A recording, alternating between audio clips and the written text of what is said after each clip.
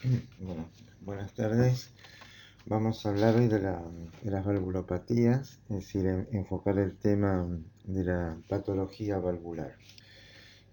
Primero un recordatorio de lo que hace la anatomía normal del corazón. Este es un corte por el eje largo.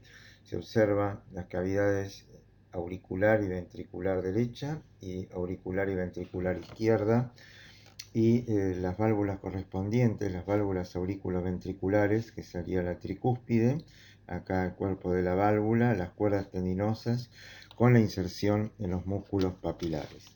En el lado izquierdo, de la misma manera, la válvula mitral con sus dos valvas, también y su aparato de sustentación, que está constituido por cuerdas tendinosas adosadas a los músculos papilares respectivos.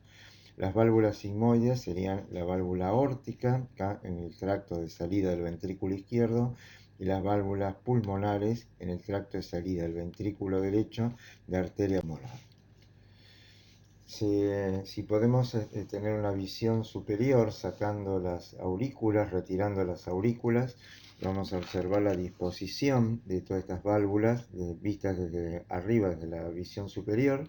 Acá se observan las tres cúspides correspondientes a la válvula tricúspide aurículo-ventricular derecha, la bicúspide o válvula mitral entre la aurícula izquierda y el ventrículo izquierdo, y las sigmoideas aórtica y pulmonar respectivamente.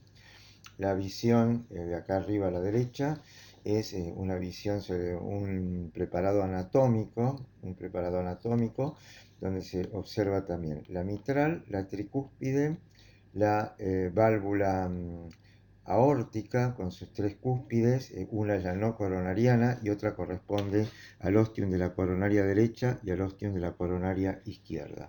Y finalmente la válvula pulmonar con sus tres valvas correspondientes. Se sabe que estas válvulas están en relación, insertas en un anillo fibroso. En ese anillo fibroso hay un trígono, es un tejido fibroso más denso y que de alguna manera le da soporte y contención a este tipo de estructuras. Fíjense que acá está el orificio para el pasaje del haz de His o aurículo ventricular, y es importante estas relaciones anatómicas porque en cualquier tipo de cirugía valvular o en patología de las válvulas se puede comprometer justamente la región del sistema de conducción, muchas veces el nódulo auriculoventricular. Siendo un recordatorio histológico, las válvulas, en general, un concepto importante a retener, que las válvulas no tienen irrigación, o esta es muy mínima, muy escasa. Se nutren más bien por difusión. La presencia de irrigación es un dato histológico patológico, como se puede observar, por ejemplo, en una valvulopatía postinflamatoria, como el caso de la fiebre reumática, donde vamos a apreciar vasos de pared relativamente engrosada, inmersos ahí en un tejido fibroso y con focos de inflamación. Las válvulas tienen una capa fibrosa compuesta por tejido colágeno denso, que le da básicamente la integridad estructural a estas estructuras, y una capa esponjosa con predominio de tejido conectivo laxo, dispuesta principalmente para absorber los impactos por todo el mecanismo que tienen que hacer las válvulas de apertura y cierre ante la corriente circulatoria. Veamos acá un recordatorio de vuelta anatómico e histológico. Por ejemplo, la disposición de la válvula mitral. Se observan la cavidad que sería correspondiente a la aurícula izquierda y al ventrículo izquierdo.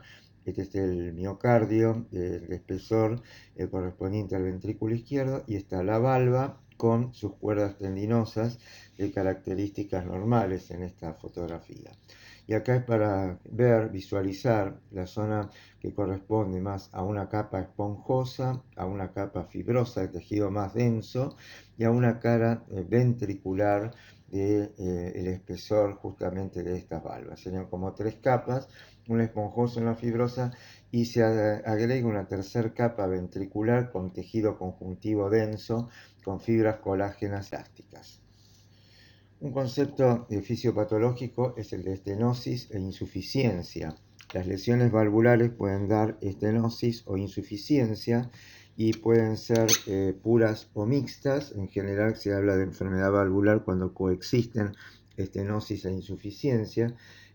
Las lesiones pueden ser aisladas o combinadas. Muchas veces, como es el caso típico de la fiebre reumática, se combina la afectación de la válvula mitral con la válvula aórtica, y en tercer lugar también la válvula tricúspide suele verse afectada en los casos más floridos, con mayor severidad de afectación valvular por esta entidad.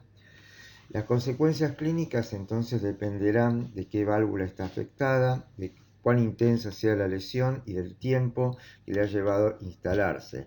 Y esto puede dejar secuelas a nivel cardíaco, a nivel vascular y colateralmente en otros órganos. A nivel cardíaco, una de las consecuencias es la hipertrofia del miocardio y el engrosamiento de la capa endocárdica, donde impacta el flujo anual de sangre. Como definición, estenosis es la imposibilidad de la válvula de abrirse completamente, e insuficiencia es la incapacidad de cerrarse adecuadamente. Y como enfermedad valvular es la coexistencia o combinación de insuficiencia y estenosis. Clínicamente esto se puede traducir en signos de sobrecarga de volumen o presión, en la presencia de soplos y en los casos más extremos y severos en signos de insuficiencia cardíaca. Las lesiones pueden ser adquiridas o congénitas. Básicamente, la estenosis se debe a una lesión primaria de la válvula y generalmente son lesiones más bien crónicas, como las que llevan a la esclerosis y calcificación de la válvula aórtica. En la insuficiencia, en cambio, la lesión puede ser intrínseca de la válvula o de las estructuras de soporte. Y acá el concepto es que el modo de instauración puede ser agudo o crónico. Agudo, una ruptura cordal, por ejemplo. Un infarto agudo de miocardio puede comprometer el aparato de sustentación de la válvula mitral y desencadenar una insuficiencia mitral. Puede ser también a consecuencia de una endocarditis infecciosa, una insuficiencia aguda que lleva hasta una disnea de grado 4, por ejemplo, una insuficiencia cardíaca, o una insuficiencia crónica, donde también hay casos que una dilatación de las cavidades, como ser una miocardiopatía dilatada, lleva a una insuficiencia característicamente mitral o tricuspidia por dilatación del anillo valvular. Entonces en Robbins poco las clasifican así trataremos de dar ejemplos representativos de cada una de estas etiologías. Tenemos la patología, fundamentalmente la válvula mitral y la válvula aórtica, y vamos también a mencionar más brevemente la patología de la tricúspide y la pulmonar a continuación. La estenosis de la válvula mitral en general obedece a una cicatrización posinflamatoria consecutiva, en los casos típicos, a una fiebre reumática. La estenosis aórtica también puede ser un reflejo de una agresión reumática que genere este tipo de esclerosis, de fibrosis a nivel de la válvula, y lo que se dice fusión de las comisuras. En el caso de la mitral daría también acortamiento, engrosamiento, fusión de cuerdas tendinosas. La estenosis aórtica también se puede deber a una estenosis aórtica en una válvula congénitamente deformada, calcificada, o una estenosis aórtica de tipo senil calcificada. La insuficiencia mitral en general puede obedecer a anomalías de las valvas o comisuras, la endocarditis infecciosa, la cicatrización postinflamatoria, por esa endocarditis infecciosa o post-fiebre reumática o alguna otra entidad inflamatoria. Está una entidad que es la del prolapso de la válvula mitral. Vamos a ver que son válvulas con cambios degenerativos, con depósitos de un material mucoide, mixoide, y que son válvulas que pueden estar con un aumento de su área característico, con una elongación de las cuerdas y un abombamiento de la estructura valvular. Puede haber también anomalías en las valvas y en las comisuras en relación, por ejemplo, al síndrome carcinoide, que muchas veces tiene como desencadenante un tumor, o también puede verse en el caso de feocromocitoma con una secreción catecolaminérgica que puede afectar secundariamente estas estructuras cardíacas. Las anomalías del aparato tensor, la ruptura de los músculos papilares, la fibrosis o necrosis de los músculos papilares, característicamente en un infarto de miocardio, o la ruptura de las cuerdas tendinosas van a afectar secundariamente a la válvula mitral y precipitar un cuadro de regurgitación o insuficiencia. En el caso de las anomalías del ventrículo izquierdo del anillo, todo el agrandamiento, dilatación del ventrículo izquierdo, miocarditis, cardiomiopatía dilatada o incluso la calcificación del anillo mitral puede originar el cuadro que mencionábamos de insuficiencia de la válvula mitral por dilatación del anillo sin tener la válvula una afectación tan severa en sí, en su estructura. Puede tener algo de fibrosis y algún tipo de cambio degenerativo, pero los cambios que generan esa insuficiencia tienen que ver más con la dilatación anular. La insuficiencia aórtica también puede ser provocada por una cicatrización postinflamatoria, en el caso de la fiebre reumática o también una endocarditis infecciosa.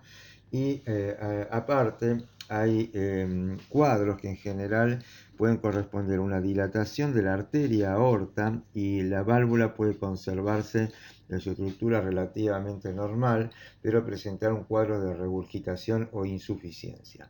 También se conocen que hay otras entidades que afectan la salida de la aorta, como la espondilitis anquilosante, la ortitis sifilítica, un síndrome de Marfan, que causa dilatación de tipo aneurismática de la aorta con riesgo de disección y que secundariamente también puede afectar las estructuras valvulares.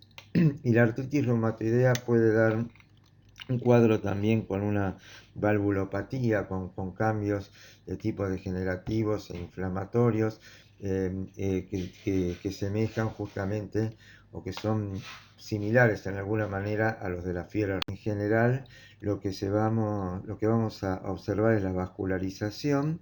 La vascularización puede ser típicamente orientativa en el caso de una valvulopatía postinflamatoria de posible etiología reumática. La inflamación a considerar puede ser una inflamación aguda o crónica. La inflamación aguda sobre todo va a ser más prominente y típica en una endocarditis infecciosa, donde los elementos que van a estar caracterizables son polimorfonucleares neutrófilos en el medio, en el marco de un material necrótico con fibrina y con la posibilidad de encontrar microorganismos como se detalla un poco más adelante en el protocolo. La esclerosis y calcificación es lo más común encontrar en los reemplazos valvulares por válvulas esclerocalcificadas de tipo senil o que asientan en una válvula esclerocalcificada de tipo bicúspide congénita.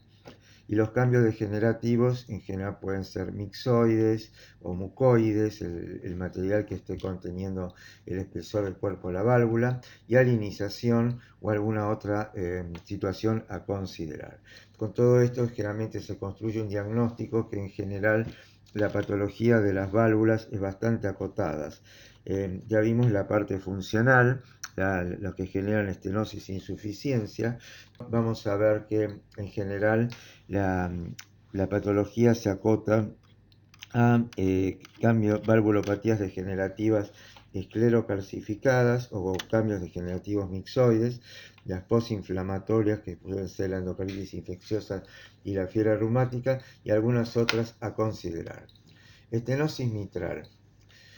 La estenosis mitral, una consideración es la calcificación del anillo de la mitral que puede extenderse aparte de esta estructura propiamente dicha de la válvula al miocardio adyacente, puede generar cierto grado de regurgitación, y entonces estaríamos hablando de una enfermedad mitral donde coexisten la estenosis y la regurgitación. Arritmias puede tender a favorecer una fibrilación auricular y el riesgo de que se formen trombos o que haya un proceso de una endocarditis, una inflamación en la superficie valvular. Acá tienen para ver el examen macroscópico de una válvula mitral. Se ve la válvula bicúspide característica con las dos valvas y estos depósitos groseros, sobrelevados, blanquecinos, amarillentos, de consistencia pétrea, justamente de calcio, como lo señalan las flechas. Se ven que estos depósitos se extienden más allá del cuerpo de la válvula al miocardio adyacente. Esta es otra patología, la válvula mitral, en una fiebre reumática en un periodo crónico. Se ve la fusión de las comisuras, el pegoteamiento acá entre las dos valvas, y es lo que típicamente, clásicamente se describe como válvula mitral en boca de pescado. Es lo que genera en general todo un cuadro característico que muchas veces lleva al reemplazo de la válvula mitral, en este caso en un paciente que ha padecido fiebre reumática de niño o en su juventud. Veamos un poco en esta serie de esquemas los casos que característicamente se asocian con insuficiencia mitral. Se considera una válvula mitral normal, es la válvula con dos valvas o dos cúspides características, sus cuerdas tendinosas, el músculo papilar correspondiente, y la afectación puede ser reumática, con un engrosamiento fibroso difuso a nivel del borde de cierre, con una afectación y engrosamiento focal cordal. Esto ya se da desde la fase aguda, las vegetaciones se van a localizar en esta situación y luego se va organizando todo esto a lo largo del tiempo, llevando a la cronicidad y a la afectación esa que veíamos en boca de pescado. La endocaritis infecciosa activa o curada se caracteriza por la presencia de esas vegetaciones, y el tema de la endocaritis infecciosa que se asocia en general con perforación o indentación del cuerpo valvular, con rotura cordal y característicamente va a dar cuadros de insuficiencia mitral en este caso. Otra situación que genera una insuficiencia mitral puede ser caso de un infarto de miocardio, tanto en agudo como un infarto ya cicatrizado, crónico, antiguo, y la afectación consiguiente del músculo papilar, que puede verse necrótico en el contexto de una necrosis de coagulación de un infarto agudo de miocardio, o ya presentar un estigma cicatrizal con una fibrosis densa que compromete el músculo papilar. Esto genera una disfunción de la musculatura papilar y la insuficiencia consiguiente de la válvula mitral. El prolapso de la válvula mitral es otra situación. Son las válvulas, característicamente tienen aumento de la longitud del área valvular y hay como un encorvamiento o abombamiento, hay todo un desplazamiento, elongación de las cuerdas tendinosas, y justamente una de las situaciones que puede complicar más este tipo de prolapso de situación es la ruptura cordal, lo que justamente coadyuva a aumentar el grado de insuficiencia mitral que ya podía portar este tipo de pacientes. La disfunción de la musculatura papilar, amén de lo típico que uno pensaría el infarto de miocardio, puede ser por depósito de amiloide, por una miocarditis granulomatosa como la sarcoidosis, por una infección o una neoplasia. En la clase de miocardiopatía ya se tocó el tema de la cardiomiopatía hipertrófica de base genética o familiar, y es justamente un ejemplo de hipertrofia septal asimétrica. Hay una desalineación o mala alineación de los músculos papilares en un ventrículo en general no dilatado y que puede tener una obstrucción al tracto de salida del ventrículo izquierdo. Esto puede generar todos estos cambios de condiciones normales, un engrosamiento fibroso focal, por ejemplo acá está marcado en el borde de cierre de la válvula mitral. La dilatación ventricular, una miocardiopatía dilatada idiopática, que era otro tipo de las cardiomiopatías que también se trata en el tema de la clase correspondiente, podía generar una dilatación ventricular, una cavidad muy dilatada y una válvula que presenta entonces una insuficiencia característica. La insuficiencia mitral es importante ponderarla o establecerla justamente el grado, porque es un elemento predictor importante en los pacientes que tienen insuficiencia cardíaca. Y otras situaciones que están acá reflejadas en este esquema es los trastornos del endocardio, engrosamientos del endocardio, síndromes carcinoides, otro tipo de situación que tiende a engrosar el endocardio. La fibrosis endomiocárdica es un caso que vamos a ver en concreto y que podría corresponder perfectamente a este esquema. Y por último, el anillo calcificado que veíamos recién.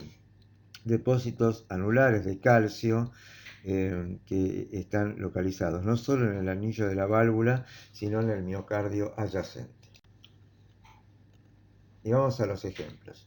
FR, fiebre reumática, toda una válvula mitral completamente deformada, deteriorada, un proceso crónico, se ven fusionadas las comisuras, las valvas, ven las cuerdas tendinosas totalmente engrosadas, también pegoteadas entre sí, y una válvula que no va a funcionar de ninguna manera bien, y por ende fue una válvula que es de un paciente que se le resecó. Ven que tienen parte de los músculos papilares acá en la parte inferior, y seguramente tenía grado de estenosis, de insuficiencia por todo este proceso.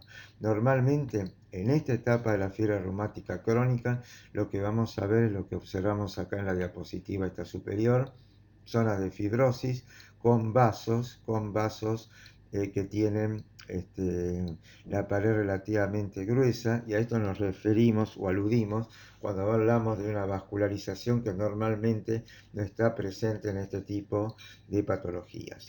Y abajo está la característica de la fiebre reumática, que es dable de encontrar más en la fase aguda, que es el nódulo de Astroff. En esta figura de microfotografía de abajo a la izquierda vemos un nódulo de Astroff en el endocardio. Puede haber un engrosamiento del endocardio, y esta formación de granuloma, que hay que tener algún grado de entrenamiento para reconocer que esto es una forma de granuloma, como conjunto de histocitos, y constituido por células de Astroff y de Anish-Coe, que son células, digamos que son también de estirpe histocitaria transformadas, y que conforman esta estructura que se va a ver en la fiebre reumática aguda, en la pancarditis reumática. Vamos a ver la otra entidad inflamatoria importante, la endocarditis infecciosa. Reconocemos también una válvula que lo que más llama la atención acá, más allá de la estructura que ahora vamos a comentar, todo este material que está depositado ha generado seguramente un grado de lesión, de necrosis y de ruptura y de pérdida de tejido valvular, y está como sobrelevado, que corresponde histológicamente a material fibrino plaquetario organizado en sectores con numerosos polimorfos nucleares como rasgo inflamatorio activo de esta entidad, y múltiples colonias bacterianas, Streptococcus, Staphylococcus, el grupo ASEC, es decir, todas las que son característicamente etiologías más frecuentes de la endocarditis infecciosa. Vemos que en este caso la endocarditis infecciosa siente en una válvula mitral que ya de base tenía cierto grado de engrosamiento y seguramente de fibrosis, situación que habrá que recabar en la historia clínica a qué se debería este grado de afectación inicial. Otra patología interesante, la habíamos hablado, y que corresponde a un caso operado de un paciente. Este es el músculo papilar, en el cual se asientan todas las cuerdas tendinosas de la válvula mitral. Vean, la válvula en sí no parece ser muy patológica, puede tener alguna zona de engrosamiento, de fibrosis focal, pero el músculo papilar está rojo acá, y si vemos la histología con un tricrómico de Mason, se ve que el endocardio tiene tejido fibroso, el subendocardio presenta toda una capa con cambios degenerativos de tipo hidrópico, como se ve en una isquemia, y en el interior es todo un tejido necrótico, acá con pérdida extensa de cardiomiocitos, y en la zona donde todavía se conservan las siluetas de los mismos, con una profusa necrosis de coagulación. Bueno, ese era el caso del el infarto de miocardio agudo que producía la lesión del músculo papilar y por consiguiente la insuficiencia mitral. Prolapso mitral. Una o ambas valvas son grandes, flotantes. Hay cierto predominio en mujeres, pueden estar asociadas a síndromes como el Marfan. Las valvas tienen un aspecto como abombadas entre las cuerdas tendinosas, tienen cambios degenerativos de tipos mixomatosos o mucoides. Las cuerdas se presentan adelgazadas y aparte de la válvula mitral, que típicamente es la más afectada, en un tercio por lo menos de los casos se puede afectar la válvula tricúspide. Está disminuida la capa fibrosa valvular a expensas de la capa esponjosa que era la del tejido conectivo más laxo. En general pueden no presentar complicaciones severas, pero se describen arritmias y hasta hay casos que pueden llevar por esas arritmias a una muerte súbita cardíaca. Acá tenemos presentada la patología, ven una válvula como sobrelevada, abombada, sería la válvula mitral, puede tener en el cuerpo la misma ciertos sectores focos de fibrosis y ven acá que está como un abombamiento, una válvula con un aumento neto de su área y con en general debido a ese incremento del tejido conectivo más laxo, ese material mixoide o mucoide que se puede depositar y las cuerdas tendinosas que aparecen como más elongadas y demás. La válvula tiene ese aspecto de válvula flotante. Y esta es también una imagen característica de un reemplazo de una válvula mitral que presentaba un prolapso. Ven, la estructura es una válvula que se ve de aspecto bastante conservado macroscópicamente, con ciertas áreas más fibrosas, pero con transparencia y brillo en otros sectores. Histológicamente, aparte de la coexistencia de esos tejidos fibrosos denso y laxo, predomina el tejido fibroso laxo, con este depósito, este material mucoide, basófilo, entremezclado con toda esta celularidad del tejido conjuntivo. No hay reacción inflamatoria característica y tampoco hay calcificación, sino que son cambios degenerativos mixomatosos, mucoides, los que se presentan en el prolapso de la válvula mitral. Una situación que acontece en la miocardiopatía hipertrófica de base genética es toda esta obstrucción al tracto de salida del ventrículo izquierdo, se pueden conformar placas blanquecinas en el endocardio y hay toda una obstrucción dada por esta hipertrofia marcada del septum interventricular, que ya vimos en la clase de miocardiopatía, que corresponden a rasgos citológicos de hipertrofia, desordenamiento, desarreglo de los cardiomiocitos, fibrosis intersticial, cambios isquémicos y alteraciones de los vasos de mediano y pequeño calibre. Esta situación a veces, una forma de tratar de resolver esa obstrucción es realizar lo que se llama miomectomía. La miomectomía es una resección del músculo del septum interventricular en la zona más cercana a la salida del tracto ventrículo izquierdo y se ve la pieza resecada, el espesor del endocardio, así como el sector interno al mismo que justamente encontramos las patentes características de la miocardiopatía hipertrófica. Todo el entrecruzamiento, desorganización de las fibras, la fibrosis intersticial, los rasgos característicos de la hipertrofia, los núcleos agrandados hipercromáticos, y en estas zonas con parches de fibrosis, los vasos que tienen un engrosamiento parietal y algunos de aspecto también malformativo. Bueno, pasamos ahora a la válvula aórtica. La válvula aórtica, como es de pensar, tiene tres valvas, tres cúspides. En general están en relación 2 con los ostium coronarios respectivos, coronario derecho y coronario izquierdo, y una valva es la no coronariana. Esta sería la estructura normal y esta es la ubicación típica en el corazón, como vimos en un corte por el eje largo o en una vista aórtica. en gran medida son similares a lo que describimos en la válvula mitral. La endocarditis infecciosa, tanto en su etapa activa como las secuelas que puede dejar, principalmente perforaciones, va a generar una pérdida de tejido cuspidio y lógicamente determinado grado de insuficiencia. Se puede apreciar las vegetaciones acá en la estructura de una valva o la indentación también por pérdida de tejido cuspidio.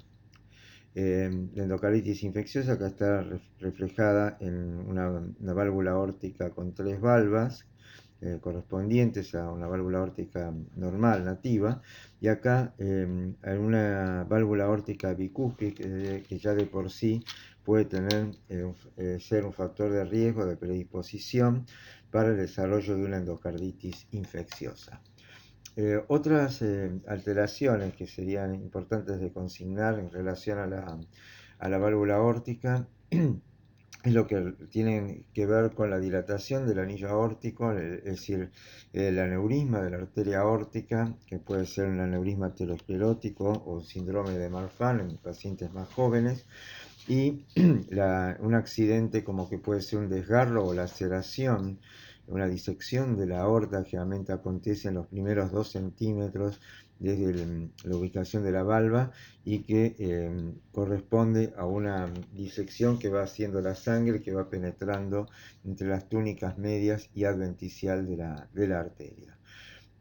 Otras alteraciones esclerocalcificadas, como se ve acá, generalmente se van a corresponder más con grado de estenosis y se ve representado los depósitos nodulares de calcio en el cuerpo de cada una de las cúspides de la válvula aórtica. Por alguna otra situación puede haber situaciones de prolapso o afectación por enfermedades de tipo reumatológicas o autoinmunes o del tejido conectivo, como la espondilitis anquilosante, la artritis reumatoidea, donde dan márgenes engrosados con zonas de engrosamiento fibroso. Se puede ver también la afectación reumática, la agresión reumática con todas las características de fusión comisural, como se describe bien acá en esta imagen, y con esclerosis y calcificación y alinización de la misma. La hipertensión arterial sistémica puede dar engrosamiento fibroso focal de la parte de las valvas. El Marfan puede dar cambios degenerativos, cúspides flojas, con depósitos de material mucoide o mixoide, con debilitamiento de la estructura, y otros cambios son los que podemos encontrar en la artritis reumatoidea, donde encontraríamos nódulos reumatoideos, por ejemplo acá, en la superficie de una de las cúspides, como está reflejado. La sífilis también puede afectar la arteria aorta, en la parte de la salida, el callado de la aorta, la primera parte de esta arteria, generalmente da un engrosamiento de la pared aórtica y en los casos que ahora se ven con mucha menor frecuencia, no es frecuente encontrar la disección de la aorta como si se suele ver más en el Marfan o en la atlerosis. Acá justamente el caso de la disección aórtica, en el examen de esta pieza macroscópica se ve la zona donde estuvo la ruptura de la íntima y la sangre penetra en general entre la media y la zona de la adventicia. En este espesor parietal se ve la íntima, la media y la adventicia, y con técnicas elásticas se ve que hay todo un hematoma inmerso en la mitad de la pared aórtica, que va disecando el vaso, generalmente hasta más distal, en varios tipos de disección que tienen distinto tratamiento luego clínico. En los grados de estenosis, es decir, que es una de las afecciones que se ve con más asiduidad en la práctica quirúrgica cardiovascular, el reemplazo de una válvula aórtica esclerocalcificada, hay, digamos, una obstrucción al tracto de salida por un orificio, digamos, estenótico generado por la válvula aórtica y que va a redundar en un ventrículo izquierdo que va a empezar a hacer un cambio adaptativo de hipertrofia una hipertrofia concéntrica, porque tiene que vencer justamente esa resistencia a la salida de la sangre por la estenosis de la válvula. Los factores a los cuales se responsabilizan el desarrollo de la estenosis aórtica calcificada pueden ser factores generales de riesgo cardiovascular, genéticos o incluso vías regulatorias del fenotipo osteoblástico, y se comparten con muchos de ellos que acaecen como factores de riesgo ateroscleróticos o factores de riesgo genético.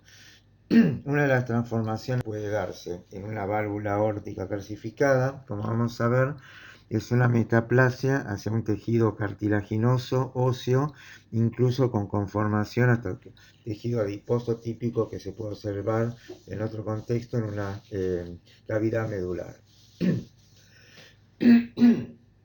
La válvula aórtica bicúspide congénita afecta al 1 a 2% de la población. Es uno de estos cambios de la aparición congénita más frecuente dentro de las distintas cardiopatías. Coexisten dos valvas, una de mayor tamaño, con una calcificación en la zona del RAFE medio, y esto puede ir generando a lo largo del tiempo sintomatología y una mayor predisposición a endocarditis. La esclerocalcificación de esta válvula aórtica bicúspide congénita tiende a suceder a edad más corta que la calcificación que se ve típicamente en una válvula aórtica que se denomina de tipo senil. Esta última comprende una calcificación de tipo distrófico a nivel de las bases, son como una calcificación de tipo nodular, comienza en la pars fibrosa flexible de la válvula, sin lípidos ni proliferación celular. No se describe la fusión comisural que aparece en la agresión reumática, y en general esta valvulopatía degenerativa esclerocalcificada aórtica no se acompaña en general de una valvulopatía mitral esclerocalcificada, que puede darse, pero no es lo que acontece en la mayoría de los casos. Vamos comparando una aorta con 3 valvas y una esclerocalcificación, en la que describimos como de tipo senil, y una válvula aórtica bicúspide con esclerocalcificación muy severa en el caso de esta imagen macroscópica inferior, y que genera una estenosis característica que puede corresponder a cuadros de disnea, angor, síncope, pérdida de conocimiento en pacientes principalmente añosos. La característica histológica de estas patologías estriban en la esclerosis, tejido fibroso. Ahí ven, puede darse acá una vascularización, pero además de tipo de angiogénesis o neovasos o de tipo capilar, en las zonas cercanas donde están los depósitos más groseros de este material basófilo que es calcio. La hialinización como otro fenómeno degenerativo, y algunos focos de inflamación crónica, se puede ver infiltrado mononuclear, linfocitario y hasta macrófagos. Los cambios que vemos en estas imágenes corresponden a cambios metaplásicos, es decir, una reprogramación de los elementos mesenquimáticos hacia otros elementos mesenquimáticos no habituales en la estructura valvular, que como ven pueden ser el cartílago hialino, trabéculas óseas y aún tejido adiposo, como observaríamos en una cavidad medular. Una aorta bicúspide decíamos que puede ser un factor predisponente para endocarditis infecciosa, y acá se ve una aorta bicúspide con vegetaciones justamente en su superficie de las valvas. Una destrucción, microorganismos virulentos como pueden ser los Staphylococcus aureus, que pueden destruir profusamente el tejido cuspidio y el resto del tejido valvular y adyacente. Bien, acá está la aorta, la salida, y se ven ciertos rasgos correspondientes a lesiones ateromatosas, cambio de coloración blanquecino amarillento, pero no una ateromatosis por lo menos prominente en lo que es esta visión de la salida de la aorta. Acá se ve parte de lo que correspondería a la válvula mitral. Hay sí unas zonas como fibrosis, por ejemplo, en el espesor acá de la válvula, y las cuerdas tendinosas que aparecen relativamente conservadas. Los cambios pueden corresponder a veces a fibrosis, sobre todo en el caso este que se trató también en la clase de miocardiopatías y que es una entidad que es la fibrosis endomiocárdica. Esa fibrosis que puede asentar tanto en el ventrículo derecho como en el izquierdo y que se ve acá en la foto esta, en la microfotografía, como un endocardio muy aumentado, manifiestamente aumentado, apenas un tejido fibroso denso que engloba parte del miocardio subyacente, pero que macroscópicamente se había extendido. Este es un caso de un corazón explantado. El paciente había sido operado anteriormente de la válvula aórtica, se le instituyó un reemplazo por una válvula mecánica y acá se ve cómo llegaba el tejido fibroso hasta el anillo de la válvula aórtica y concomitantemente la válvula mitral. Pasamos a la válvula tricúspide. En general tiene menos patología que las mencionadas anteriormente, si bien por sus características anatómicas se asemeja más a lo que puede pasar en la válvula mitral. Se ve una válvula tricúspide normal, cuerdas tendinosas delicadas y la patología, ejemplos de insuficiencia tricuspidia, una válvula tricúspide normal en la imagen A. En la B corresponde a una miocardiopatía dilatada chagásica. Es una autopsia de un paciente que fallece por insuficiencia cardíaca congestiva y se ve la dilatación del anillo anular consecuente a la dilatación cavitaria derecha y lo que justificaba un soplo característico de insuficiencia tricuspidia en este tipo de patología. En las imágenes de las microfotografías de la derecha, en la A y B se ven cambios degenerativos mucoides o mixoides correspondientes a, por ejemplo, una situación de prolapso de la válvula o ciertos cambios que pueden pasar en un síndrome de Marfan, donde lo único que vamos a ver característicamente es esclerosis y cambios mucoides en el espesor parietal valvular. La C y D ya lo deben conocer, son los cambios correspondientes a una vegetación, una endocarditis infecciosa. La C refleja el material fibrino plaquetario, fibrino hemático y plaquetario en organización con un infiltrado bastante prominente a predominio de neutrófilos, y en la D se ven característicamente las colonias bacterianas de distintos gérmenes que pueden colonizar esas vegetaciones. La E puede corresponder a una endocarditis infecciosa en un estadio ya de organización con un tejido de granulación en organización subyacente. La F corresponde a dos cuerdas tendinosas que en el procedimiento de tener una biopsia endomiocárdica, que es lo que se ve acá, el tejido endomiocárdico, y estos dos elementos corresponden a dos cuerdas tendinosas que se lesionaron en el procedimiento, produciendo una ruptura cordal. Y la imagen G y H son características de la agresión reumática en una válvula tricúspide. Aparte del proceso fibrótico, un infiltrado disperso mononuclear, pero lo característico son esos vasos de pared gruesa engrosados, inmersos en este tejido fibroso con cambios postinflamatorios de tipo crónico. Situaciones más excepcionales, pero que aprovechamos para ver, es una masa del tumor intracardíaco más frecuente, es el mixoma. Sería esta masa que estamos viendo acá en la imagen B y que estaba acá comprometiendo desde la aurícula derecha al ventrículo derecho. Una masa en forma de trébol, un tejido que se origina, un tumor que se origina a partir de elementos subendoteliales principalmente ubicados en el septum interauricular. Y la imagen de abajo corresponde a otro tumor cardíaco raro, puede ser a veces un tumor primitivo que es un linfoma, y se ve la masa producida por este tumor también en cavidades derechas y que producen ambas lesiones, ambos tumores, una obstrucción funcional de la válvula tricúspide.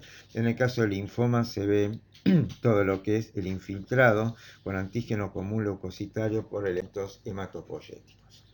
Por último, la válvula pulmonar, acá se ve la salida del ventrículo derecho, las tres valvas de la arteria pulmonar, es la que por sí es la que tiene menos implicancia patológica en todos los elementos que estamos viendo, como ser fiebre reumática y otras comorbilidades.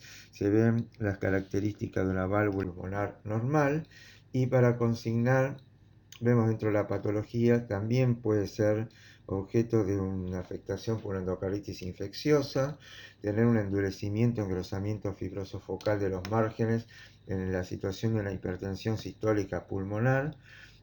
Puede haber el caso también de una bicúspide congénita pulmonar muy raro, una afectación reumática que es también bastante excepcional, es mucho más infrecuente, la cuarta en orden de jerarquía, mitral aórtica, tricúspide, y mucho más raro que de la fiebre reumática, afectación de la válvula pulmonar, lesiones carcinoides, también ya descritas, y luego lo que puede ser lesiones iatrogénicas, traumatismos por un cateterismo con punta de balón que puede producir un desgarro cuspidio. Son causas de insuficiencia pulmonar pura las que han sido descritas. Y bueno, y desarrollamos algo que creo que está también en las clases de cierre de los trabajos prácticos, la valvulopatía reumática. La fiebre reumática característicamente es causada por el estreptococo beta hemolítico del grupo A.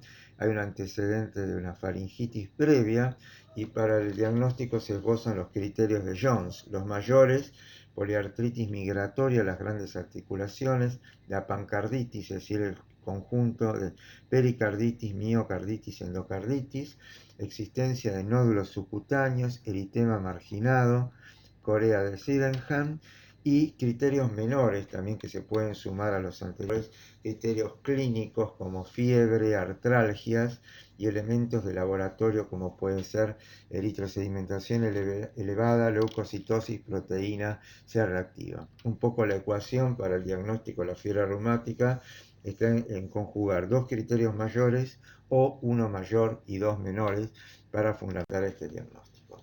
Leyendo la patogenia, luego de la faringitis acontece una respuesta inmune. Por vía hematógena se puede producir una cardiopatía reumática aguda, y los rasgos característicos dentro de esa pancarditis puede ser una pericarditis fibrinosa o serofibrinosa, una miocarditis que tiene la característica de los nódulos de Aschoff como elemento cuasi patognomónico de esta entidad, y un endocardio donde pueden aparecer vegetaciones en el borde libre de cierre de las válvulas y afectación en el subendocardio, placas de McCallum, y estas afectaciones endocárdicas y subendocárdicas son uno de los lugares de predilección que adoptan los nódulos de Aschoff para localizarse: endocardio, subendocardio, y también en disposición vascular.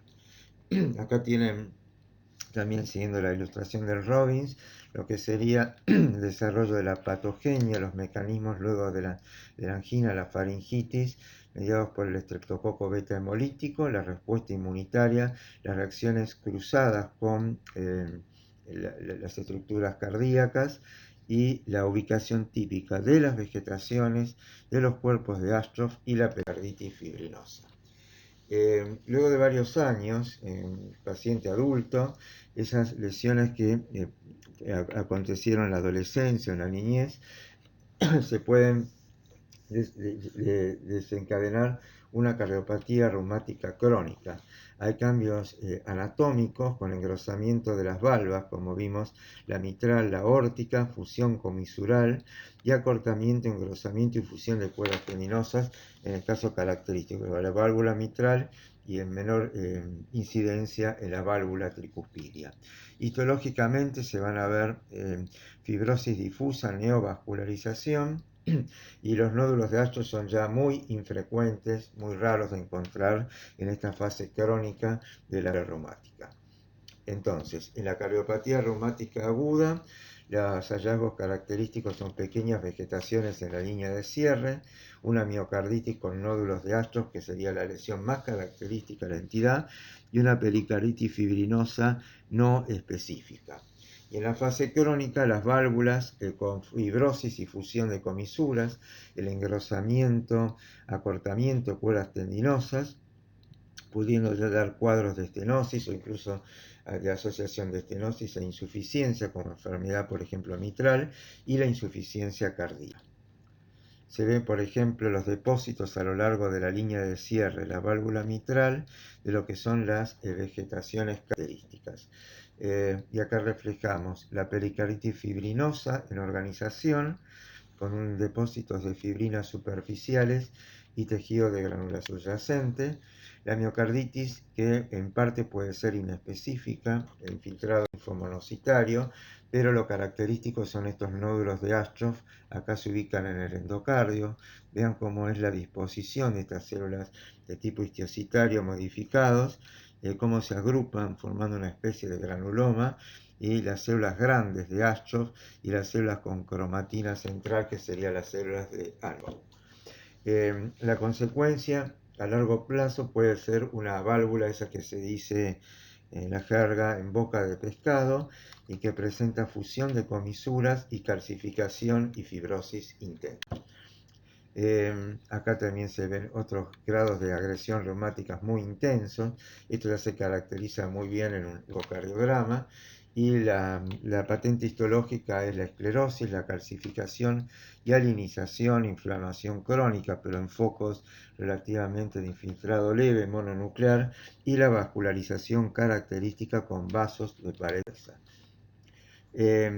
Característicamente, si bien acá vamos a ver la válvula, en una cardiopatía reumática que derivó en una miocardiopatía dilatada en una paciente, y este es el explante biventricular en ese caso. La válvula, si bien macroscópicamente no parece tener tanta severidad, tuvo la agresión reumática bien documentada y generó por insuficiencia a largo plazo ese corazón, ese ventrículo remodelado con una hipertrofia ventricular excéntrica. En general, cuando se ven en este tipo de corazones, el estudio histológico, en general lo que predomina es hipertrofia irregular de los cardiomiocitos, fibrosis en parche intersticial y perivascular, y a veces, según la literatura más antigua, uno cree adivinar dentro de esta fibrosis perivascular con esta disposición característica elementos mononucleares remanentes que podrían ser una secuela de un nódulo de Aschoff que ocurrió en el pasado, en una etapa previa a esta organización ciclisal. Estas pueden ser las imágenes características entonces del miocardio y del endomiocardio en una fiebre reumática ya en un estado crónico. Y una de las consecuencias entonces de esta agresión reumática es el reemplazo por una válvula protésica. Acá se ven en una posición mitral, acá se reconoce la válvula aórtica, y acá la válvula protésica en posición mitral en una. Bueno, pasando a otro tema, consideramos endocarditis, que ya fuimos viendo en la descripción de las distintas valvulopatías. Como definición es la colonización con invasión de las válvulas cardíacas y el endocardio parietal por un agente infeccioso. Generalmente es un agente bacteriano, aunque también hongos u otro tipo de microorganismos pueden ser los agentes etiológicos responsables. Se provoca esto un proceso inflamatorio, se forman las vegetaciones que ya describimos. Friables quiere decir que es un tejido que está adherido pero que se deshace fácilmente, y están compuestas por detritus, tejido necrótico, material trombótico, fibrino, plaquetario y hemático, y microorganismos, y todo ello asociado a una destrucción patente del tejido subyacente cuspidio, valvular e incluso tejido adyacente. Pueden aparecer en válvulas previamente normales, pero a veces también hay factores predisponentes, válvulas bicúspides y otros factores de riesgo. Son afectadas principalmente la válvula aórtica y la válvula mitral. Las causas de endocarditis infecciosa podemos diferenciarlas en las que afectan a las válvulas nativas, el Streptococcus alfa hemolítico, la Staphylococcus aureus, Enterococcus, y una serie de organismos que son bacilos aeróbicos gram negativos, descritos con las siglas ASEC. La endocarditis en válvula protésica, acá predomina el germen como los Staphylococcus coagulasa negativo o el aureus, el grupo Hasek, y también pueden aparecer hongos, y el estreptococo alfa hemolítico tiene una incidencia mucho menor proporcionalmente. Y otro grupo de riesgos son los grupos de drogadictos endovenosos, donde están descritos también los gérmenes parecidos en cuanto a los tipos de agentes etiológicos, y se le agregan hongos y el riesgo de endocarditis de la cavidad de ella. La endocarditis, entonces, en cuanto a la hepatogenia, hay una noxa, es decir, el agente etiológico, un factor predisponente, la inmunosupresión, cateterismo, acontece un daño endocárdico inicial y se forma un microtrombo estéril. Hasta ese punto es una endocarditis trombótica que puede considerarse abacteriana. Ese microtrombo puede lisarse, organizarse o infectarse, y esa infección es lo que da pie al diagnóstico de endocarditis infecciosa.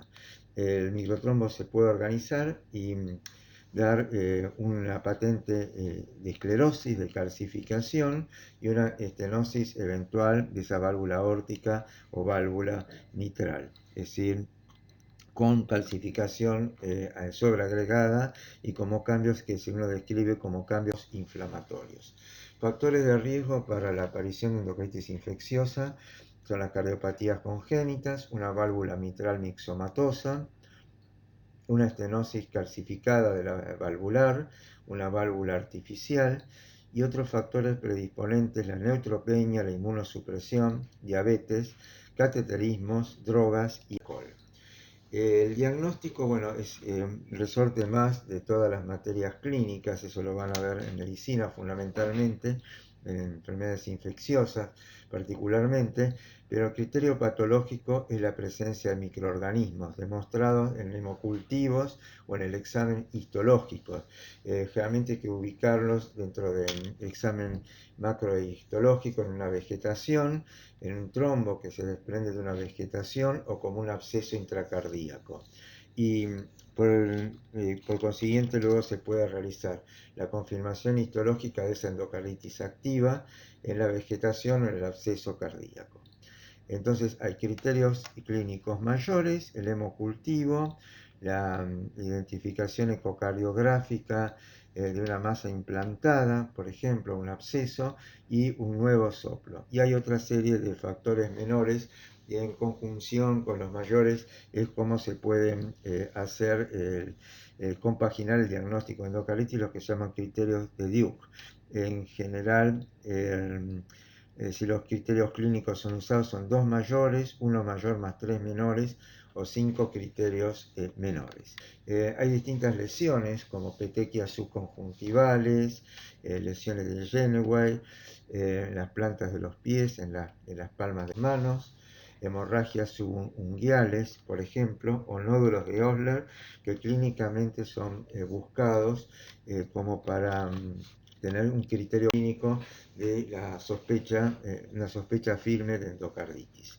El tema de las vegetaciones es que, al ser un material que se deshace con facilidad, pueden producir un émbolo neoplásico, y extenderse por la circulación sistémica al cerebro, al vaso, a otros territorios de la circulación sistémica, y concomitantemente en lo que hace a la estructura valvular, producir una perforación y daño del tejido, produciendo ese daño característico. Acá se ve macroscópicamente una gran cantidad de vegetaciones, lo que hace el anillo de la mitral particularmente, con el aspecto característico histopatológico.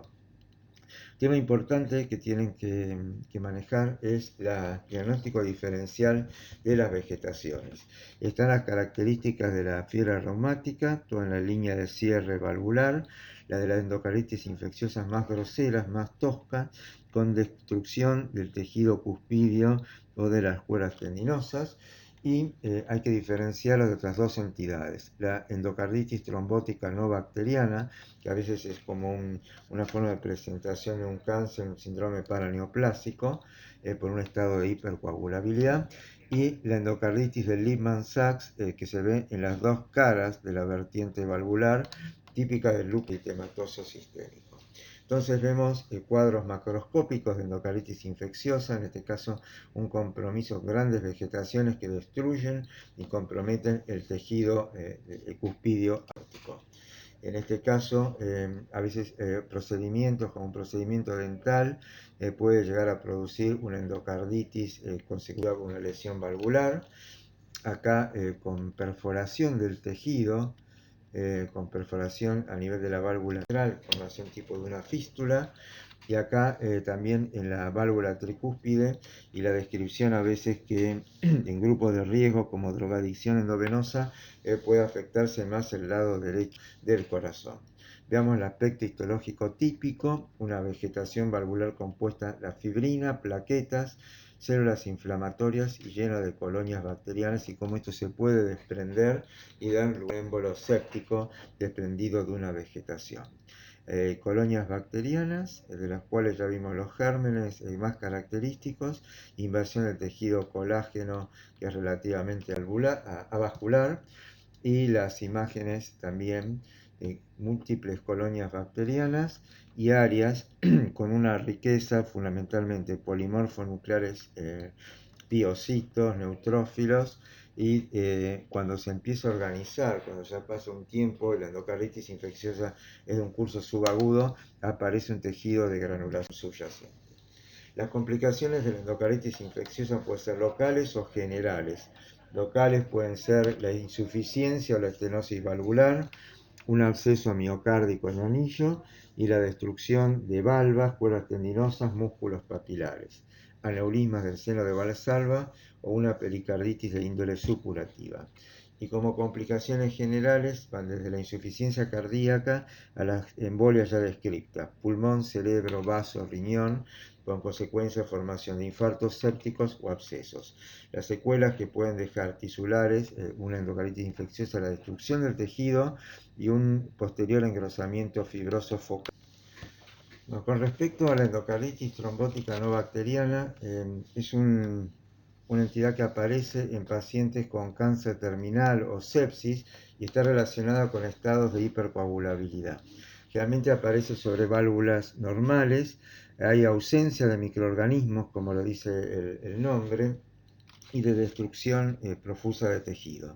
Son vegetaciones pequeñas formadas por fibrina y elementos de la sangre sin inflamación.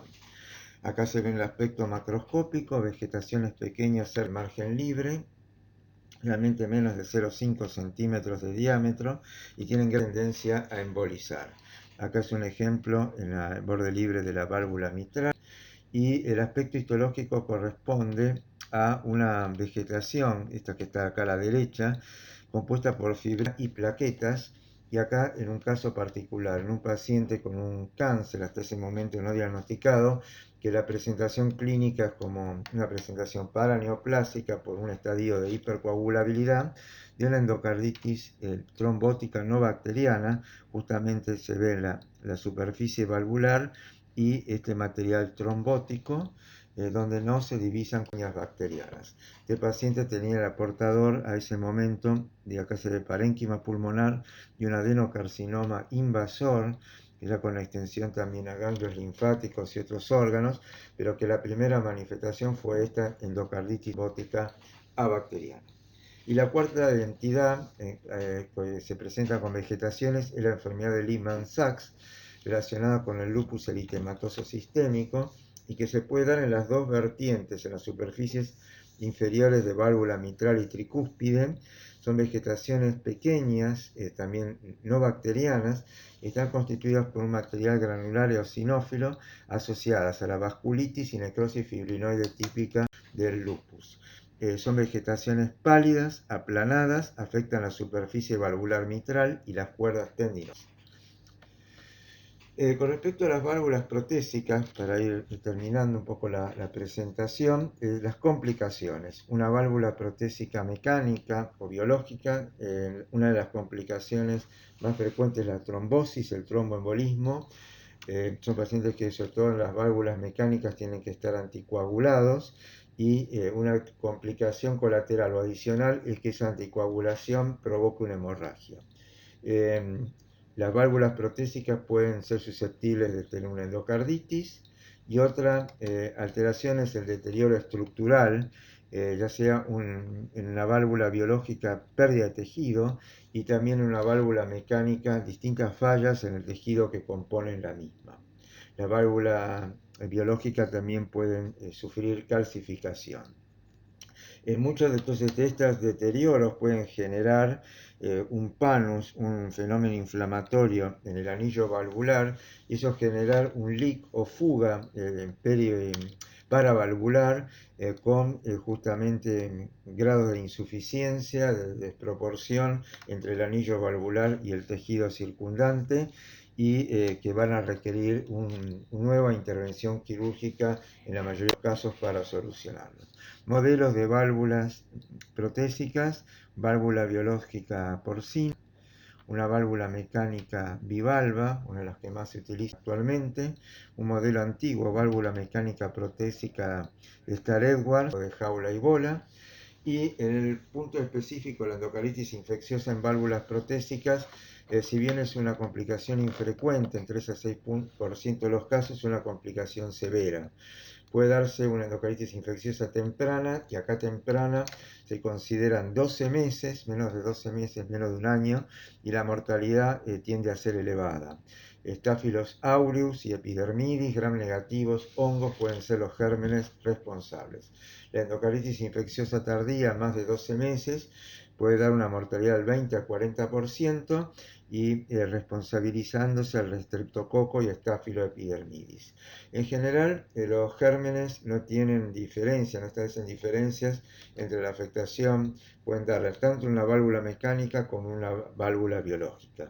Complicaciones relacionadas con esta endocarditis infecciosa de válvulas protésicas: embolias de vegetaciones y trombos, abscesos del anillo, dehiscencia, es decir, hay una dehiscencia, una ruptura en la parte de la sutura del anillo valvular, eso se produce una fuga paravalvular, leaks, lo que se llama en la jerga, y bloqueos por justamente la relación anatómica de las válvulas, sobre todo mitral, aórtica, con el nodo aurículo-ventricular. Entonces, una complicación en relación con estos procesos es un trastorno del sistema de conducción y, por supuesto, la función valvular. Y vemos algunos ejemplos.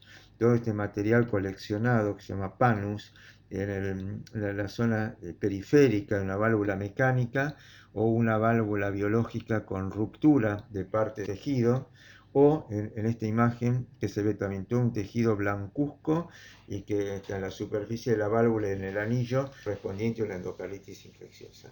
Y muy cortito para finalizar, las excrescencias del AMBL es una formación filiforme que están desde las hojuelas valvulares. Es un hallazgo relativamente frecuente a nivel de la línea de cierre. Se ve más en la válvula aórtica y son depósitos de material trombótico y tejido conectivo recubiertos por endotelio. Y el que sí es un tumor o una formación tumoral benigna, así se reconoce, es el fibroelastoma papilar, que un poco, si uno descompone la palabra, hay tejido fibroso, tejido elástico y hay una conformación de tipo papilar. Es un tumor benigno originado en endocardio, afecta a las válvulas cardíacas en más del 80% de los casos y en menor proporción las superficies auriculares o ventriculares. La incidencia es un tumor relativamente frecuente luego del mixoma dentro de los tumores benignos del corazón. La edad de aparición promedio es alrededor de los 60 años. Y bueno, es discutible si es un tumor verdadero, un amartoma, un trombo organizado, porque a veces aparecen luego de traumatismos quirúrgicos, radiación o ablaciones por radiofrecuencia. Esta es una serie presentamos de distintos grupos de pacientes. Ven que la mayoría, salvo algún ejemplo puntual, son pacientes relativamente añosos, la mayoría mayores de 50, 60 años. Clínicamente, a veces alguna de las complicaciones puede ser una presentación con un accidente cerebrovascular o accidente isquémico transitorio, disnea o aleteo fibrilación auricular, y básicamente ven que compromete válvula mitral aórtica y más raramente tricúspide o excepcionalmente las paredes auricular o ventricular. El procedimiento, ven el tamaño, alrededor de los 10, un poco más de 10 milímetros, 15 milímetros al momento de la resección, y el tratamiento quirúrgico es con resección o plástica quirúrgica. Y esto es un poco acá una imagen de una operación de un fibroelastoma. Esta era la imagen que se había recabado en el ecocardiograma, y esta es la imagen macroscópica e histológica con el tejido fibroso y elástico dispuesto en esta morfología de aspecto papilar. También cuando se lo pone en una caja, en una caja de Petri con solución fisiológica, se puede desplegar con esta conformación, y el aspecto histológico muestra el aspecto de tipo papilar con un eje conectivo y con tejido conectivo y elástico, revestidos por endocardio. Bueno, hicimos ya todo un raconto de lo que son la patología valvular. Vieron que no es mucha, pero puede tener alguna de ellas mucha implicancia desde el punto de vista clínico, y forma gran parte de lo que es la patología quirúrgica cardiovascular habitual en los centros de referencia. Muchas gracias por su atención.